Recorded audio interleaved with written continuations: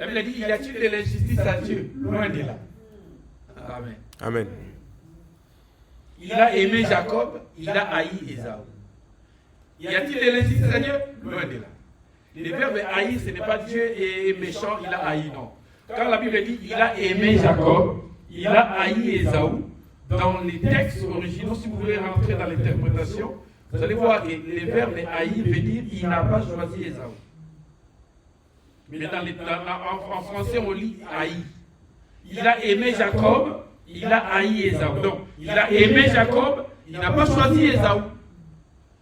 Dans les calendriers, dans son programme, Ésaü n'existait pas pour servir Dieu, pour être dans la lignée de Dieu. Mais c'est Jacob qui était dans cette lignée-là, même si sa mère a volé les droits d'aînesse d'Ésaü, Dieu voyait Jacob dans la lignée. Alléluia. Amen. C'est pourquoi si Dieu dévoile les secrets de la prédestination, personne ne va prier. Si Dieu nous dévoile les secrets qui est caché dans la prédestination, on ne viendra pas à l'église. On peut rester à la maison et dire, mon nom, moi je vais me convertir 10 jours avant ma mort et je mourrai. Personne ne viendra à l'église. Or, Dieu a caché les secrets de la prédestination. Or, celui qui est prédestiné à suivre Dieu, celui qui est prédestiné à servir l'Éternel, il ne restera pas à la maison. Oh non, moi je reste à la maison parce que là-bas, on m'a déçu. J'étais déçu, c'est pourquoi je n'irai pas. Non, celui qui est prédestiné, la prédestination va déposer dans la vie de l'homme les désirs de Dieu. C'est comme là où il y a un aimant, les bouchons vont toujours s'approcher. Amen. Amen. Celui qui habite sous l'abri du Très-Haut. Donc, en quelque sorte, si vous voulez comprendre, celui qui habite sous l'abri de El Elyon se repose à l'ombre de El Shaddai. C'est ça, non? Très-Haut veut dire El Elyon. Tout-puissant veut dire El Shaddai. Donc, Dieu a utilisé des attributs pour protéger ses enfants. Celui qui habite sous l'abri de El Elyon se repose à l'ombre de El Shaddai. Mais qui peut te toucher si Dieu te protège? Donc tu es doublement protégé. Et celui qui te protège, c'est El Elyon. Non seulement El Elyon, mais c'est le tout-puissant El Shaddai. Il dit à Abraham, je suis El Shaddai. Marche devant ma face et sois intègre. Et ça ne veut pas dire que si Abraham se détourne, si Abraham refuse l'intégrité, Dieu cessera d'être El Shaddai. Non. Ça ne veut pas dire que si toi tu dis que je ne viendrai pas à l'église, si tu dis que je n'adorerai plus, je m'en fous de Dieu, si tu dis ça, toi que Dieu ne cessera d'être El Shaddai. Non. Il a commencé à Abraham. Il a dit à Abraham, je suis El Shaddai. Toi, marche devant ma face. Marche devant ma face et sois intègre. Donc si tu acceptes de marcher devant ma face, c'est toi qui vas bénéficier de cette relation entre toi et moi. Et si tu refuses, c'est toi aussi qui seras en défaveur de ce qui est cette relation entre toi et moi. Dieu il dit, moi je suis El Shaddai. Donc El Shaddai ne change pas. Donc Dieu il est là. Si toi tu vas, tu t'en fous de Dieu. Si toi tu dis que non, je ne viendrai pas, Dieu il reste toujours là. Dieu il bouge quand l'homme bouge. Si tu dis que Dieu reste statique, Dieu restera statique. Or, quand toi tu bouges, Dieu aussi va bouger. Parce qu'il est El Shaddai. Il dit, marche devant ma face et sois intègre. Et quand il a dit à Abraham, je suis El Shaddai, marche devant ma face, sois intègre, cela veut dire, sois conséquent de ma présence. Cela ne veut pas dire qu'Abraham, quand il marche, il voit devant lui la face de Dieu, il marche devant cette face. Non. Cela veut dire, marche devant ma face, sois intègre, veut dire, sois conséquent de ma présence. Partout où tu te trouveras, tu sauras ou tu verras que je suis là avec toi. Je ne suis pas absent. Partout où tu marcheras, moi l'Éternel, je suis là pour te garder et pour te protéger. Et El Shaddai veut dire, c'est lui qui se substitue en lui-même. El Shaddai, c'est lui qui peut avoir la nourriture qui ne vient pas de la nature. Dieu nous donne une nourriture qui ne dépend pas des hommes ni de la nature. C'est à l'exemple d'une mère. Il dit même si une maman peut abandonner un enfant qu'il allait, moi l'Éternel, je n'abandonnerai jamais les enfants que j'allais.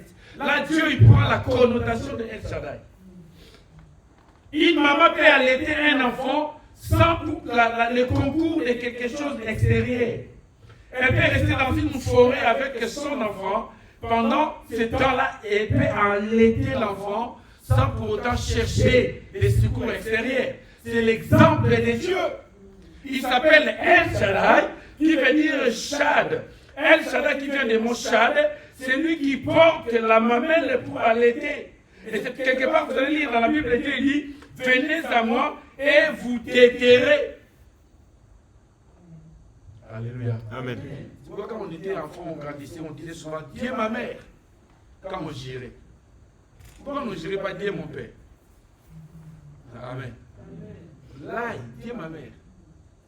Donc Dieu, il prend la connotation d'une mère, parce qu'une mère, il a la possibilité de nourrir ses enfants. Il a la compassion. Mais Dieu, il dit, même si une mère peut abandonner l'enfant qu'elle allait, moi l'Éternel, je n'abandonnerai jamais. C'est pourquoi nous avons la protection divine. Vous savez, quelqu'un qui est protégé par Dieu, il ne faut pas combattre cette personne. Parce que si tu combattes la personne, comme la personne n'est pas seule, comme il est avec Dieu, tu peux subir des conséquences si tu cherches à persister. Parce qu'Israël a persisté à combattre les enfants d'Israël, les Égyptiens. Ils ont persisté. Au lieu de rester en Égypte, ils ont dit, poursuivez-les, arrêtez-les. Mais le Pharaon lui-même, il est resté. Amen. Il a envoyé seulement, allez-y, poursuivez-les, arrêtez-les. Mais lui, il est resté. Or, comme la bénédiction de la traversée ne pouvait pas être partagée avec les Égyptiens, la bénédiction de la traversée était destinée à Israël. C'est Israël qui devait traverser. C'est pourquoi quand vous lisez l'apôtre Paul, il dit, Israël, en traversant la mer Rouge, ils ont subi ce qu'on appelle les baptêmes. Ils ont été baptisés avant même Christ. En traversant par la mer. Ils ont traversé pour vivre cette délivrance, la bénédiction qui était destinée à Israël.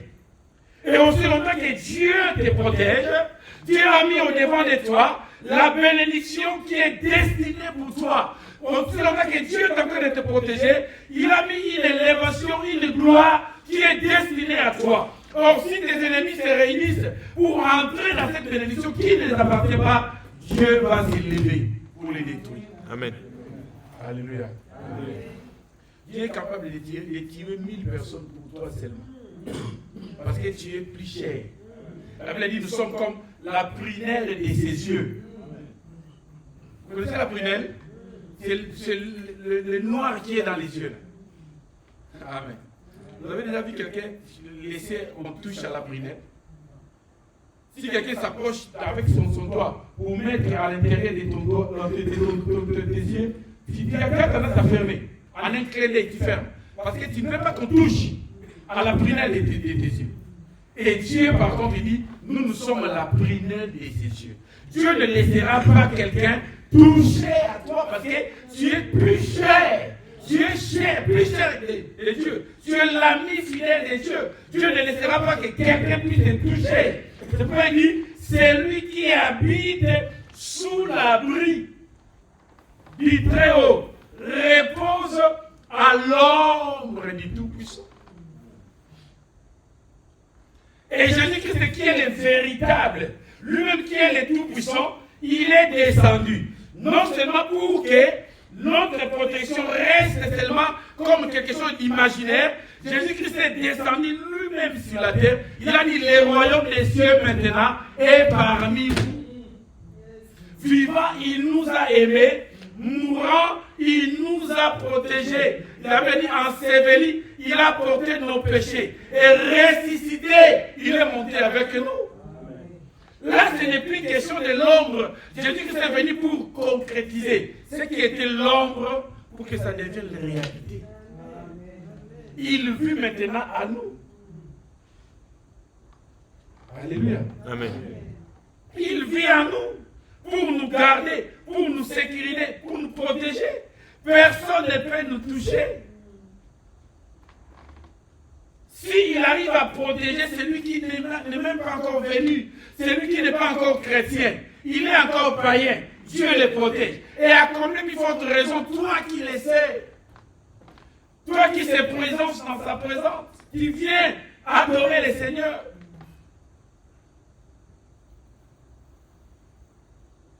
La Bible dit qu'il est doux et agréable pour les frères de demeurer ensemble. Amen. Amen. C'est comme l'huile qui descend sur les barbes d'Aaron. C'est comme la rosée de l'Hermon. Amen. C'est comme l'huile qui descend sur la barbe d'Aaron. C'est comme la rosée de l'Hermon. C'est là que l'Éternel envoie la vie et la bénédiction pour l'éternité.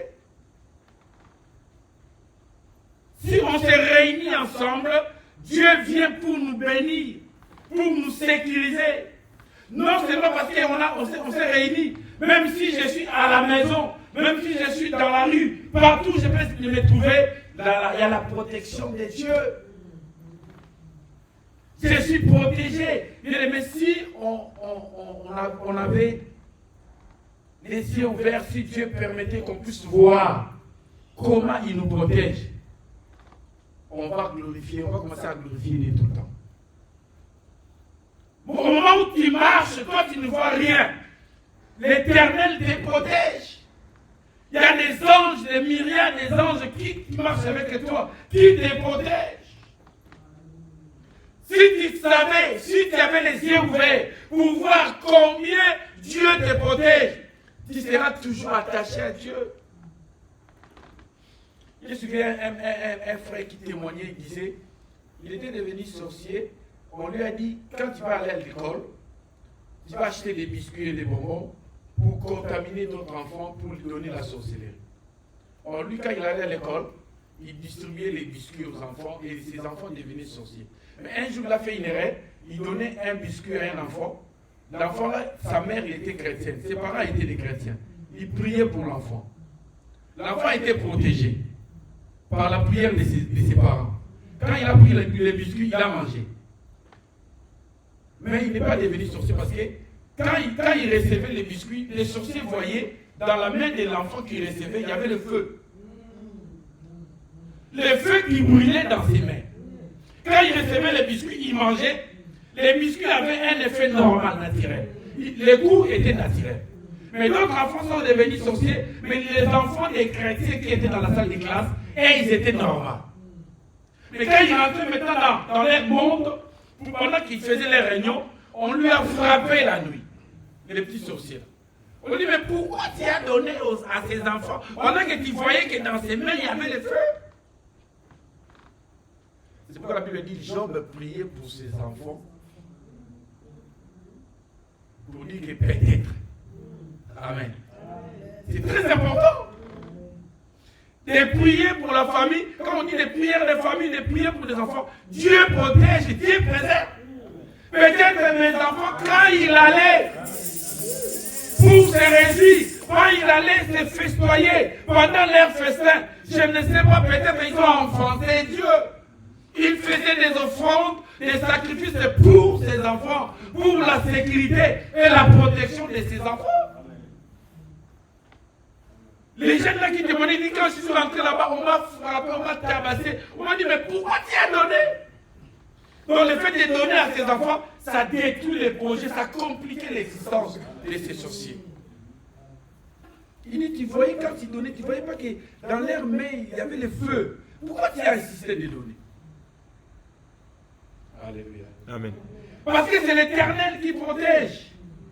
La protection divine, on ne les voit pas. On ne peut pas les palper. On peut tellement qu'on ne peut pas la voir.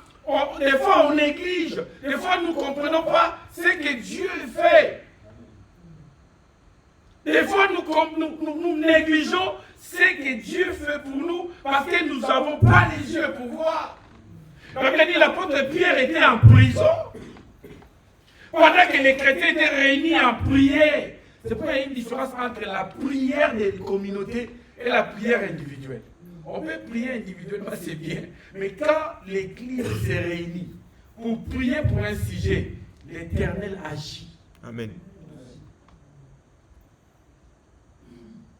L'Église était réunie, Pierre était en prison. Pendant qu'il priait, Dieu a dépêché un ange à la prison.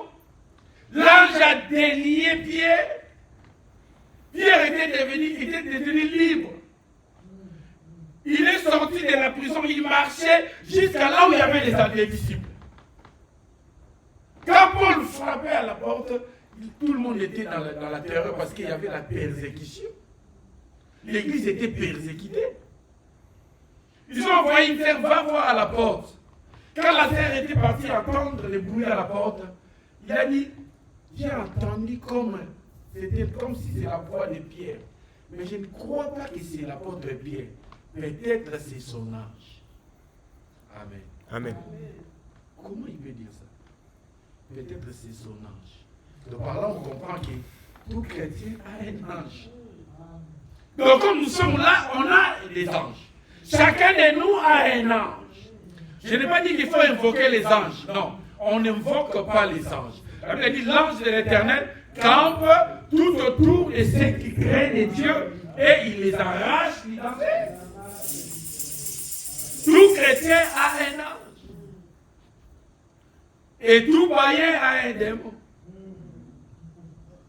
C'est comme ça. Quand on est païen, on a un démon. On fait des choses par rapport à la volonté de ces démons qui poussent un païen à faire des choses. C'est les démons. Mais quand on devient chrétien, on s'est converti, on passe par la délivrance, le démon est remplacé par un ange. C'est l'ange qui protège. C'est l'ange qui campe tout autour de nous. Un jour, on était à l'église en Afrique, on était assis dans la permanence. Souvent, on s'asseyait, on faisait des débats bibliques. À cette époque, il y avait un pillage. On pillait dehors. On pillait des magasins. Nous, on était à l'église. Pendant qu'on parlait, on dit, bon, mettons debout, on se déplace. Pendant qu'on se déplaçait, il y avait une balle perdue qui est tombée. Sur les bancs où là on était. On avait des bancs en fer. Les bancs, c'était des bancs comme ça, mais en fer, pour s'asseoir. Il y avait une balle perdue qui est venue tomber et ça trouait les bancs. Pendant que nous, on se déplaçait. Moi, j'ai dit, ça doit être Dieu. Dieu a dit de déplacer. Pendant qu'on se déplaçait, la balle perdue est tombée. Parce que Dieu qui protège. L'idée de se déplacer là, ce n'est pas de toi. Peut-être que tu vas dire que non, c'est moi-même qui s'est déplacé. Non, ce n'est pas toi-même, c'est Dieu qui a incité cette force-là. C'est Dieu qui a donné la force de se déplacer. Il a dit à ton ange de parler à ton oreille. Et si tu écoutes la voix de l'ange, tu vas te déplacer. C'est pourquoi Dieu parle tantôt d'une manière, tantôt d'une autre. Dieu peut te parler par un fou, Dieu peut te parler au travers d'un païen, mais c'est le message de Dieu. Il faut être sensible pour écouter la voix de Dieu. Il protège, bien-aimé. Celui qui habite sous l'abri du Très-Haut repose à l'ombre du Tout-Puissant. L'ombre du Tout-Puissant. Et le véritable l'ombre, c'est Christ. Israël marchait dans l'ombre, avec l'ombre. Mais nous, aujourd'hui, l'Église, ce n'est pas l'ombre. C'est Christ lui-même qui est descendu, avec la vision qui était l'ombre, la vision de l'échelle. Jacob, il a dit, je voyais les anges de Dieu monter et descendre. Nous vivons avec les anges. Jacob, il était avec les anges. Il dormait avec les anges. Et Dieu n'est pas le Dieu des morts, il est le Dieu des vivants. Il est le Dieu qui est vivant, il nous garde, il nous protège, bien-aimés. Amen. Même si tu ne vois pas, Dieu te protège. Psaume 127.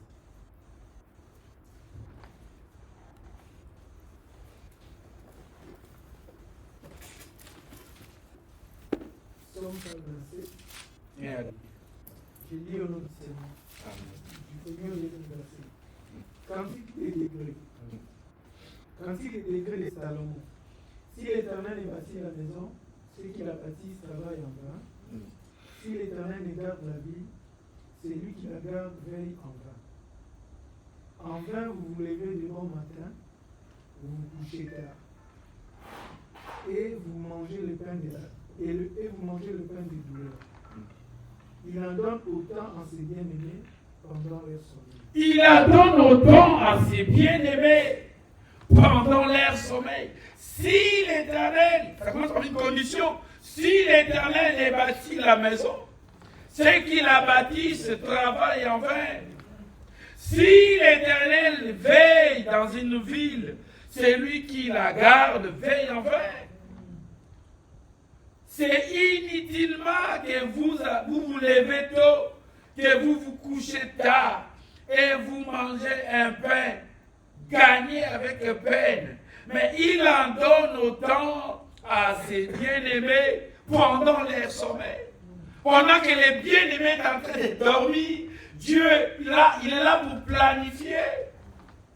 Si l'Éternel bâtit la maison, si ce n'est pas l'Éternel qui met les fondements, c'est lui qui va mettre les fondements, il va travailler en vain. Si l'Éternel ne garde une ville, c'est lui qui la garde en vain. Laissons Dieu bâtir. C'est lui le véritable architecte de nos vies.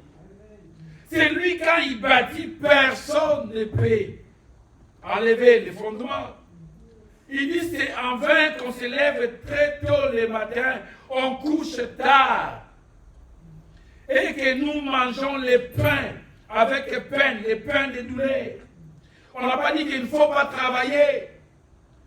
Il n'a pas dit qu'on ne va pas travailler. Or, la Bible ne se contredit pas. Il a dit c'est par la sueur de ton front que tu mangeras le pain. Mais celui qui se lève très tôt, il ne faut pas que le travail devienne comme l'esclavage. Le travail, c'est un moyen de la bénédiction.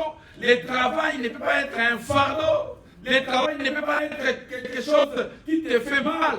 Quand Dieu a dit à Adam qu'il devait et garder, c'était dans les moyens de bénir Adam et Ève. On ne peut pas manger les pains des douleurs. On ne peut pas, le travail ne peut pas devenir comme un cauchemar. C'est le moyen où l'Éternel a fait pour bénir l'homme. Mais pourquoi levez-vous très tôt, couchez-vous tard et mangez les pains de douleur? Tu rentres au travail, tu manges, tu dors. Amen. Même si on met un repas que tu aimes beaucoup, tellement que tu manges les pains avec les douleurs, tu manges, tu somnoles, tu manges, tu dors. Les mêmes corrects. Mais non. Il donne à ses bien-aimés pendant leur sommeil. Il donne par la grâce. La grâce est là pour planifier les choses, pour nous alléger la charge. Il dit, prenez mon joug, car mon joug est léger. Il dit, venez à moi, vous tous qui êtes fatigués et chargés, je vous soulagerai. Je vous donnerai du repos. On a besoin du repos de Dieu. Quand l'Éternel nous protège, il nous allège. Quand l'Éternel nous protège, il est là pour travailler à notre place. Pour nous alléger la charge. Pour nous alléger ce qui nous fait mal. Le travail n'est pas devenu comme un fardeau. Israël travaillait, le travail était dur, ça devenait un fardeau. Quand les pharaons qui ne connaissaient pas Joseph est mort, il y avait un autre pharaon, la Bible dit, il a travaillé, donné le travail qui était dur labeur, Israël n'arrivait plus. Au lieu de faire des briques, si tu fabriquais 1000 briques, maintenant tu vas faire 10 000 briques par jour. Amen. N'arrivez pas à supporter, c'était dur. Ils étaient assujettis. C'est pourquoi Dieu a dit, j'ai vu la souffrance de mon peuple. J'ai entendu les cris qui font pousser ces oppresseurs. Je suis descendu pour les délivrer. Dieu était là pour délivrer. Les jours où Israël a compris que non, c'est faux. Les jours où Israël a compris que non, nous devons partir. Les jours où Israël a pris la décision. Et nous sommes bien protégés quand on comprend que Dieu est là, il est capable de nous protéger. Nous sommes bien protégés quand nous comprenons que non, je ne peux pas être esclave. Je dois quitter cette phase. Nous sommes bien protégés, bien sécurisés, le jour où je prends conscience. Israël a pris conscience. Ils crièrent à l'Éternel. Seigneur, viens nous délivrer. Et l'Éternel a délivré Israël au travers de Moïse. Il dit, je suis descendu pour les délivrer. Il a dit à Moïse, je t'ai fait Dieu devant Pharaon. Amen. Et Aaron sera ton porte-parole. Ça ne veut pas dire que ça, tout ça va couler. Si Dieu il dit, moi je suis là avec vous, je t'ai fait Dieu devant Pharaon, et tu vas faire ceci. Toi, tu vois que tout est planifié, il n'y aura pas d'obstacle. Non. Il a raconté des obstacles. Mais l'important c'est quoi? Malgré les obstacles, il se souvenait toujours de la promesse. Celui qui nous a fait la promesse est fidèle. Des fois, Dieu est là, Dieu nous donne des promesses pour nous alléger. Dieu nous donne des promesses, malgré les complications, malgré les tribulations, on se souvient que Dieu avait dit. Malgré les difficultés, malgré la souffrance, Dieu nous révèle. Dieu fait en sorte qu'on se souvient des miracles des temps passés. Tout ce que Dieu a fait dans le passé. C'est pourquoi quand Dieu a donné les 10 commandements à Israël, Dieu se référait toujours dans les préambules. Avant de donner les 10 commandements, il y a les préambules. Souviens-toi de l'Éternel, ton Dieu, qui t'a fait sortir du pays de la servitude. Donc si tu veux te détourner, si tu veux te bloquer quelque part, souviens-toi de l'Éternel, ton Dieu, qui t'a fait sortir du pays de la servitude. Malgré les obstacles, mais tu dois te souvenir qu'il y a un Dieu qui m'a fait sortir. Il y a un Dieu qui a fait quelque chose, qui a agi déjà dans le passé, il agira dans le présent. Alléluia. Amen. Exode chapitre 13, 20 à 22.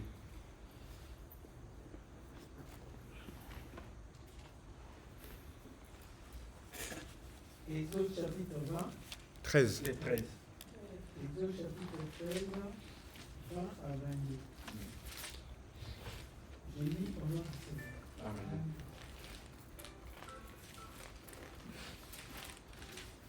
Exode chapitre 13, 20 à 22.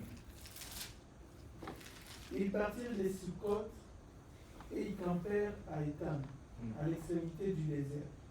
L'Éternel allait devant eux le jour dans une colonne de nuée pour les guider dans leur chemin, et la nuit dans une colonne de feu pour les éclairer, afin qu'ils marchent jour et nuit. La colonne de nuée ne se retirait point devant le peuple pendant le jour, ni la colonne de feu pendant la nuit. Amen. Amen. La colonne de nuée et la colonne de feu allaient devant eux, marchaient devant Israël pour les sécuriser que nous sommes avec l'Éternel. Parce qu'Israël, ils ont dit à Dieu, ils ont dit à Moïse, nous ne partirons pas d'ici si tu ne nous conduis pas. Dieu, il est descendu dans les camps. Israël n'a pas pu supporter la gloire. Amen. Amen. Ils ont dit à Moïse, non, on ne peut pas supporter. Dieu veut nous tuer. Il dit, vous ne serez pas morts, c'est juste la gloire de Dieu. Il dit, nous ne supportons pas cette gloire. Va toi-même avec ces dieux-là. Toi-même arrange-toi avec lui. Que toi, tu t'arranges avec lui pour qu'il nous dirige. Amen. C'est pourquoi Dieu est descendu. Il dit maintenant, il y aura la colonne de nuée et la colonne de feu. Pour vous sécuriser, pour être sûr que je suis avec vous. La nuit, il y avait la colonne de feu. Quand il marchait, la nuit dans le désert, il y avait la colonne de feu. Non seulement pour les guider, la colonne de feu, c'était comme le chauffage. Parce que dans les déserts, ceux qui ont traversé les déserts, ils savent, la nuit, il fait froid. Comme la nuit, il faisait froid, il y avait la colonne de feu pour les réchauffer. Pendant qu'ils campaient dans les déserts, il y avait une colonne qui était là pour réchauffer le peuple, pour les éclairer et les réchauffer.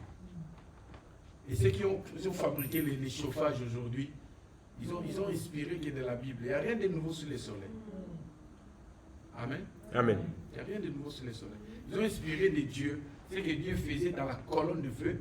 Israël s'est campé au désert, tellement au désert il faisait froid, tellement au désert il y avait des serpents, il y avait des animaux, il y avait des insectes. Pour qu'ils dorment dans la paix dans les camps, il y avait la colonne de feu pour les réchauffer comme les chauffages.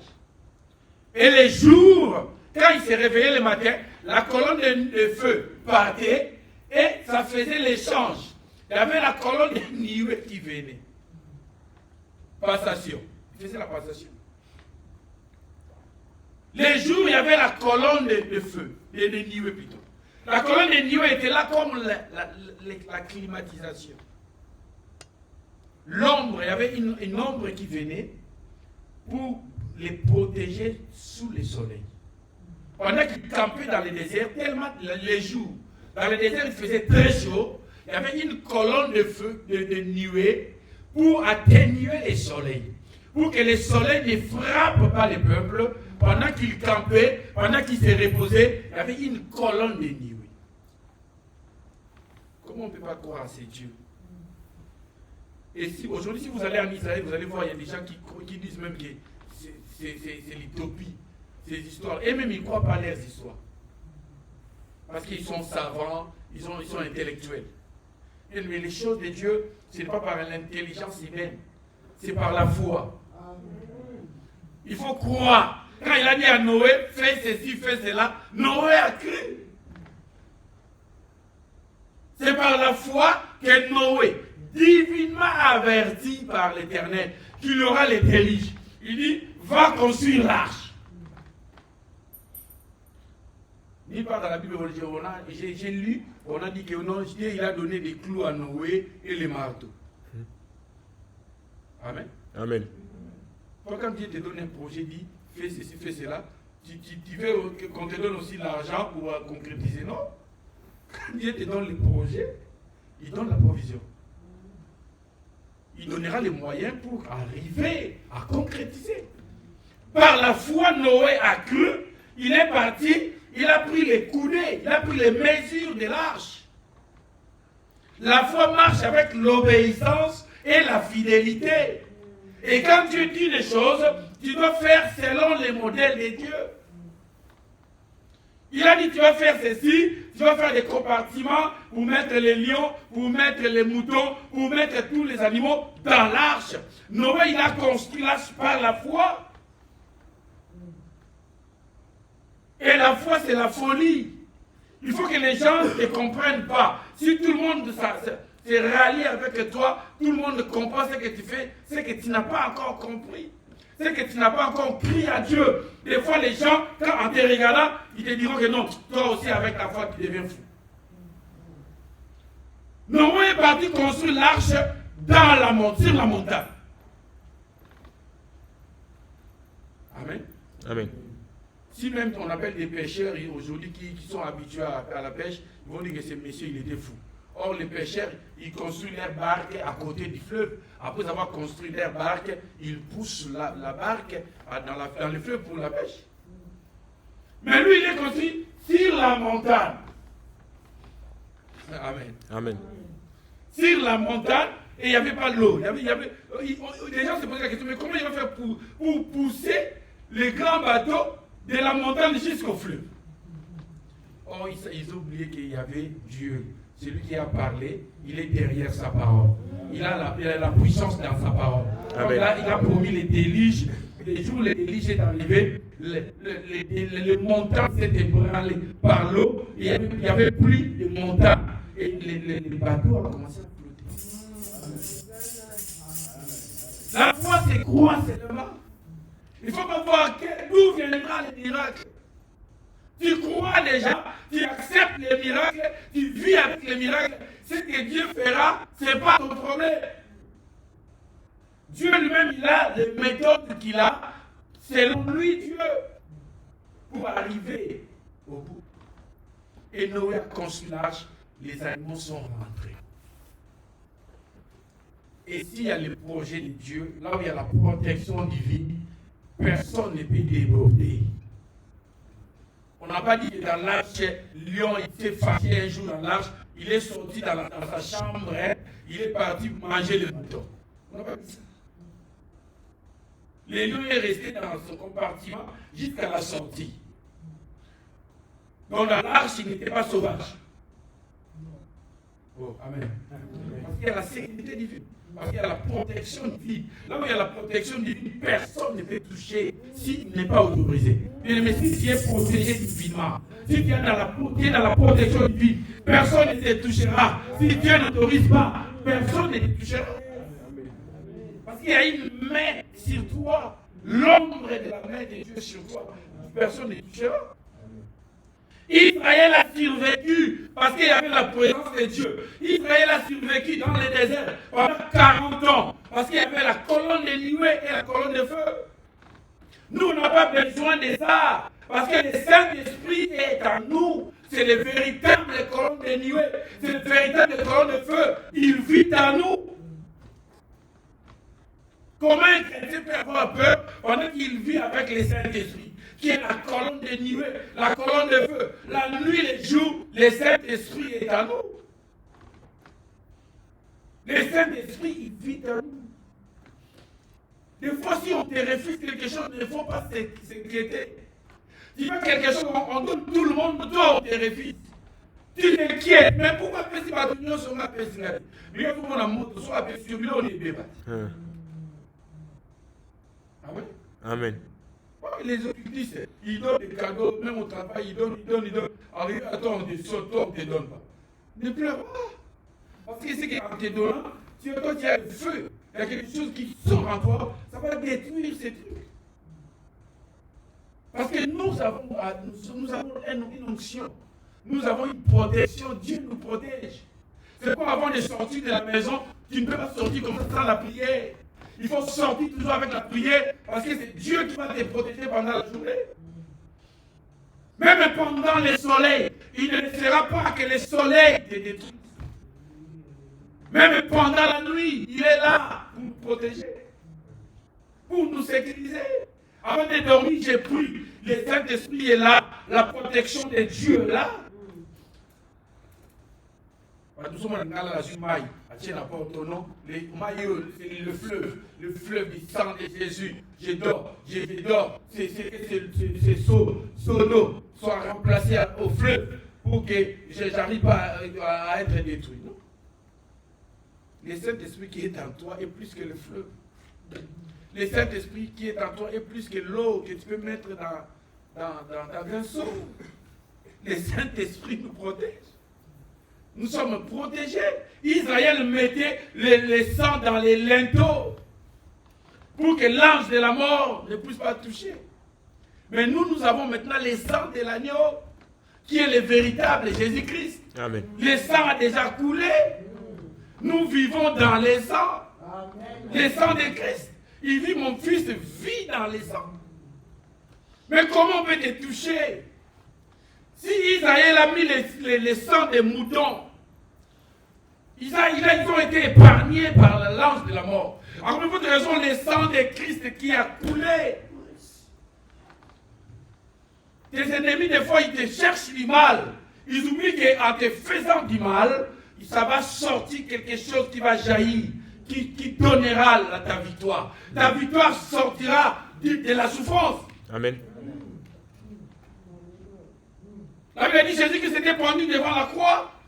il souffrait à la croix. Il y a un soldat qui est venu. Au lieu d'atténuer la souffrance, le soldat, il a pris une flèche, il a cloué sur les côtes de Jésus. La Bible dit, l'eau et le sang a jailli.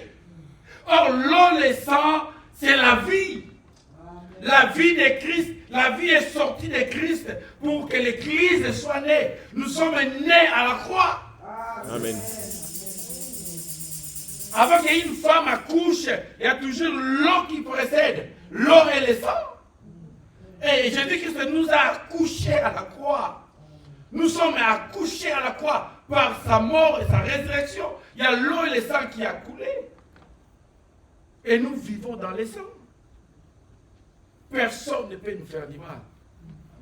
S'il persiste à son problème, c'est Dieu qui va régler les comptes.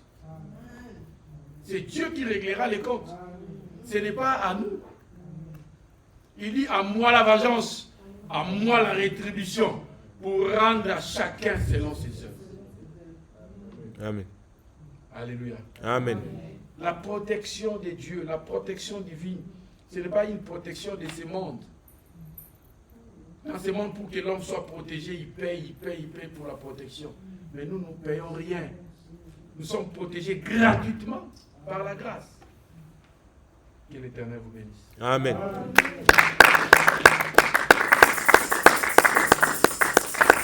Je remercie le Seigneur, Seigneur, garde ma vie, protège ma vie par ta main puissante, par ton sang. Que ton sang me garde, que ton sang me protège, que ton sang protège ma maison, protège mes enfants, protège ma famille. Prions le Seigneur.